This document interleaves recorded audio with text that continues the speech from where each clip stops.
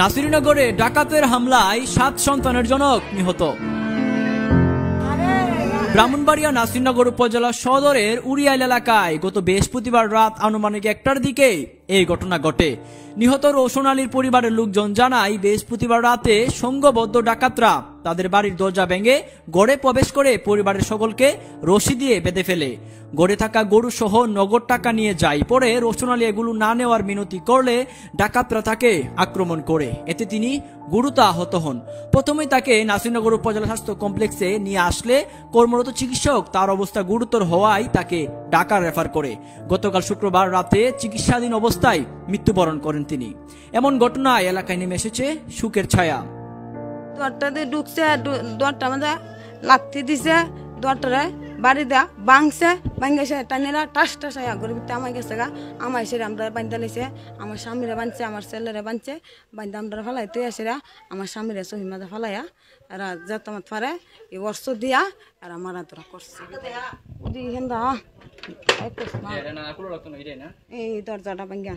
আর এই দরজাটা গুরু নিয়ে গেছে, এরা এই দরজাটা গুরু নিয়ে গেছে। আর এই দরজাটা আমাইছে 10-12 জন আসিন। ডাম ডুম আতায় কিছু টাকা পয়সা আসিন। নিচে আমার কানে একজোর দেওয়ার আসিন, একটা গলার চেইন আসিন, ইডি নিয়ে গেছে। গরু ঢুকছে, ঢুকিয়ে দরজা ভাঙ্গিয়া ঢুকিয়ে আমরা সবাই বাইন্দালছে। বাইন্দা পরে আব্বর মারছে, মাইরা পরে ডামের চাল আসছিল, এটি গাইডটা রাখছে, টিয়া আসে না, টিয়া আসছে, এটি লেগে গেছে গা। লিয়া পর্দা বাইন্দা সবাই গুড়ি পরে সাইডে গুরু লেগেছে। নিহত রোশন আলীর 3 ছেলে এবং 4 মেয়ে রয়েছে। মোট 7 সন্তানের জনক তিনি। এমতো অবস্থায় পরিবারে চলছে শোকের মাতম। লাশ ময়নাতদন্তের জন্য ব্রাহ্মণবাড়িয়া জেলা মর্গে পাঠানো হয়েছে।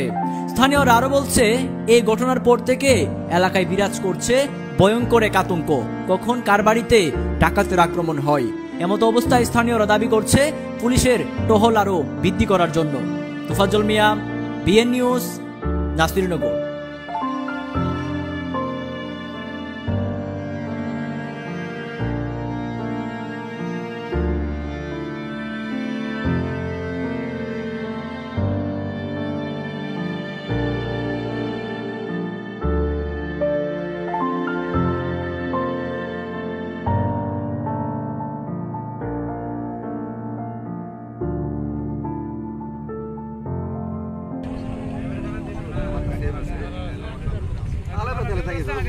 আসলে কোনো জায়গায় একটু যাইয়া তার সাথে আধা ঘন্টা 1 ঘন্টা সময়